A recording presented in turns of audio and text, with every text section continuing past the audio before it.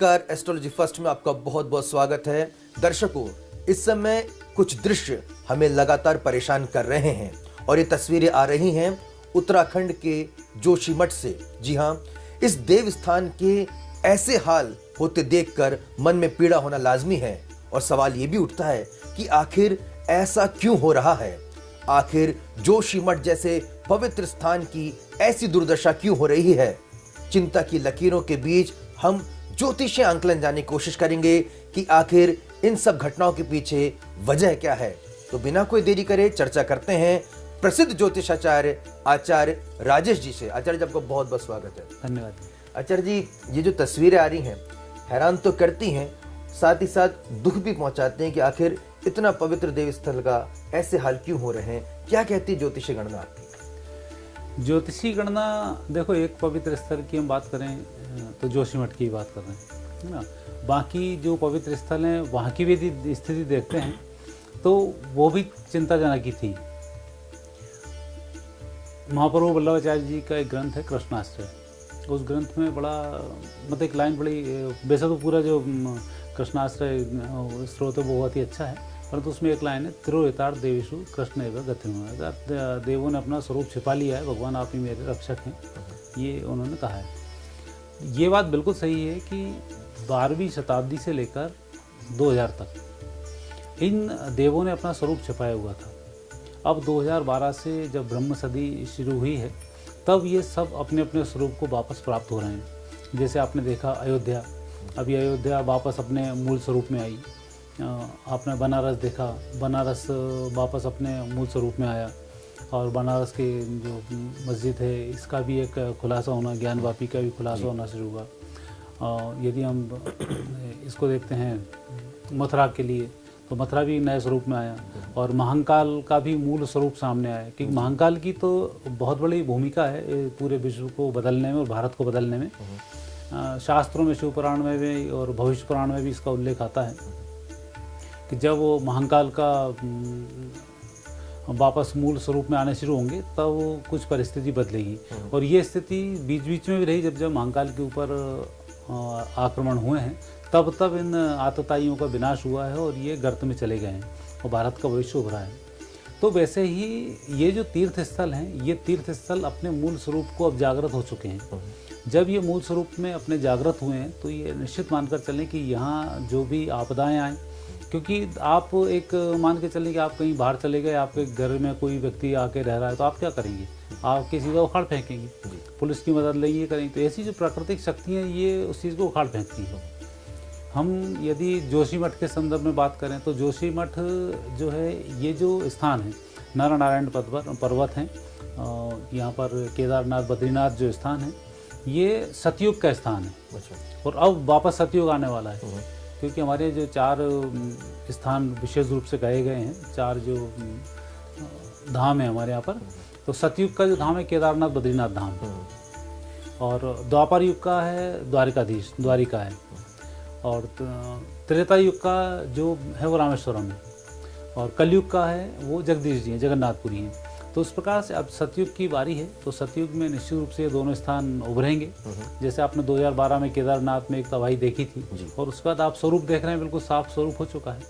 तो वही स्थिति अब जोशीमठ और इस तरफ होने वाली है नीचे की, कि वहाँ पर तबाही आएगी और तबाही होने के बाद जो शांति आएगी, फिर नए सिरे से वहाँ पर कुछ उदय होगा, जो एक भारतीय संस्कृति के लिए और पूरी दुनिया के लिए एक अलग प्रकार का कार्य होगा।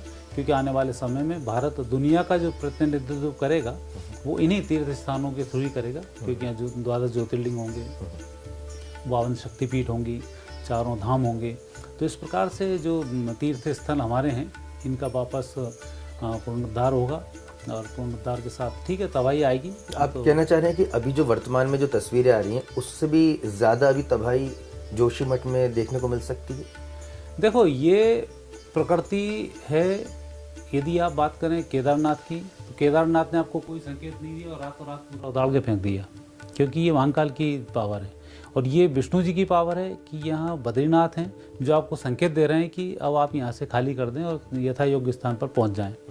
क्योंकि ये वो स्थान है देवभूमि, इसको यूं ही नहीं कहा जाता। एक तो भारत की जितनी भी पुरानी नाम बदल दिए गए और नाम रखे भी हैं, तो लोग इतना मूर्ख समझते हैं कि देवभूमि मतलब हाँ ठीक है होगा, हम कुछ भी कर सकते हैं। वहाँ पर कई पेड़ पौधे के रूप में कई ऋषि विराजमान हैं। कई जगह ऐसी हैं जहाँ वहाँ के कुकर सुकर होने के लिए भी लोग तरसते हैं कि ऐसे देव स्थानों पर कुत्ता और सुअर भी हमें योनि मिल जाए तो हम धन्य हो जाएंगे। ये बड़े बड़े ऋषि मुनि करते हैं। तो ऐसे कई पेड़ों का जो नाश कर रहे हैं और कई जो पुराने स्थल हैं उनको बदल रहे हैं, तोड़ फोड़ मचा रहे हैं, ये ठीक नहीं है। और जब व्यक्ति इस तरीके के काम करता है तो कुदरत फिर उसका बदलने का तरीका एक अपना लगी होता है, वो समूल नष्ट करके अपना फिर उद्धार कर लेती है।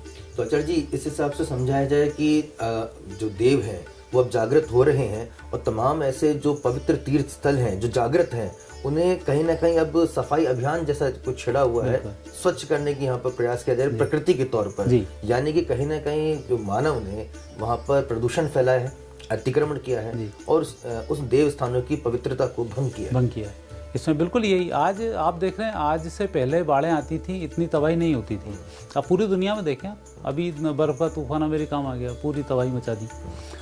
चीन में बाढ़ आई, पूरी चीन जैसा एक समृद्धशाली जैसे देश मानते थे कि बहुत ही ज़्यादा सिक्योर देश है, वहाँ पे तबाही मचा दी। कोरोना जैसी महामारी ने पूरी दुनिया में तबाही मचा दी, बड़े बड़े संपन्न। लेकिन भारत को उस दुनिया के मुकाबले में कम नुकसान हुआ। और भारत की जो स्थिति है, भारत की जो ऊर्जाएं हैं, ये भगवान यहाँ पर संभाल कर रखते हैं, इसलिए हम उतना नुकसान नहीं उठा पाते हैं। परंतु तबाही जो आएगी वो आएगी खतरनाक, और निश्चित रूप से उससे व्यक्ति को बचना भी चाहिए। वो सरकारें जो प्रयास कर रही हैं कि वहीं के वहीं फिर वापस बसा दें या वहाँ जो इंफ्रास्ट्रक्चर ने खड़ा किया है उसको रोक लें, वो रोकने से काम नहीं चलेगा। लोग भी अभी असमंजस में हैं कि वो छोड़कर जाएं जोशीमठ को, ये नहीं छोड़कर जाएं। अभी गुरुद्वारों में, मंदिरों में और स्कूलों में शरण दे रखी है।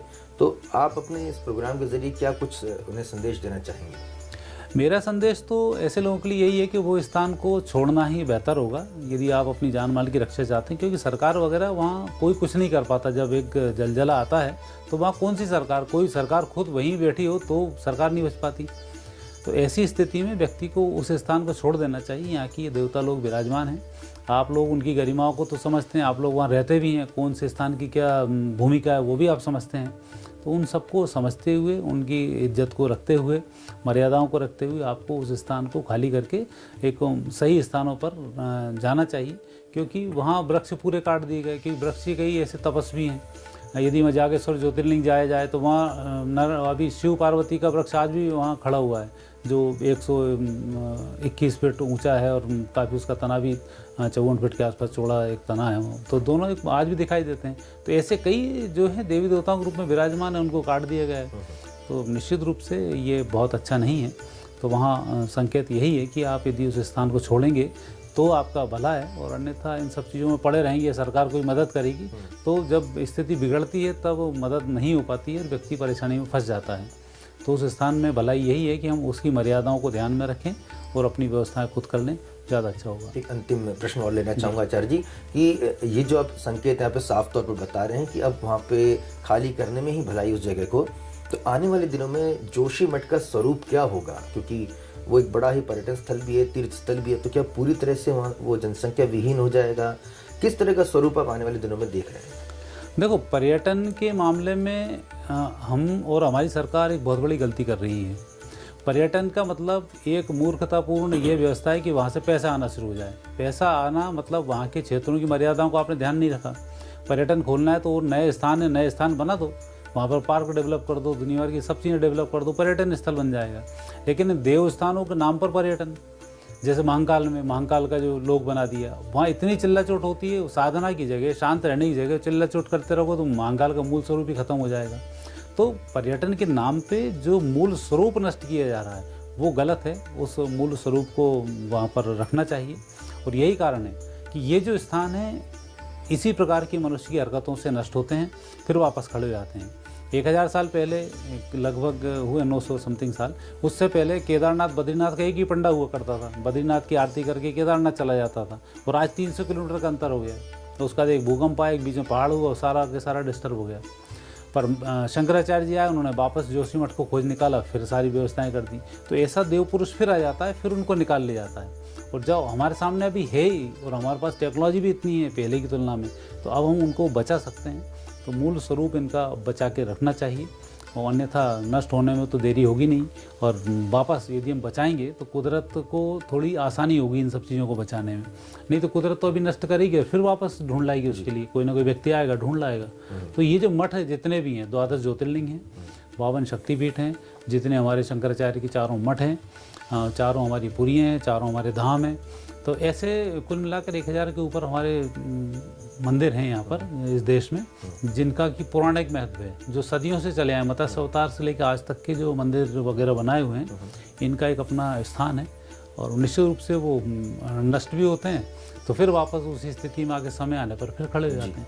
तो वापस जोशीमठ की महिमा जो उसकी रही है, पुरातन महत्व रहा है, उसको लेकर वापस खड़ा हो जाएगा, उसमें कोई संदेह नहीं है।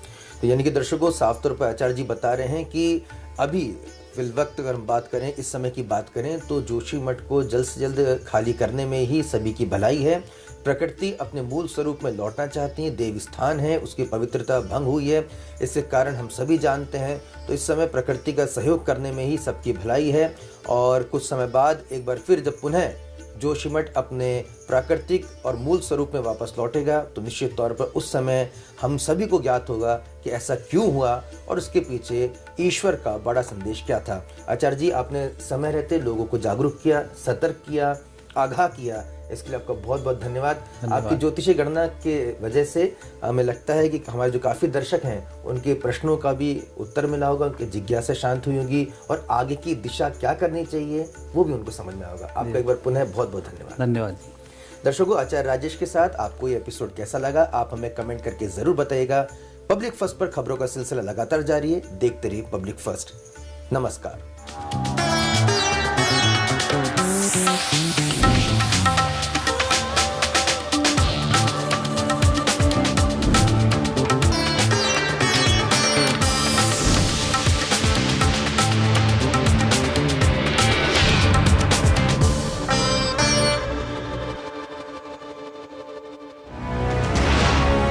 ये है इंडिया फर्स्ट कम्युनिकेशन और आप देख रहे हैं पब्लिक फर्स्ट, सर्वदा भारतीय।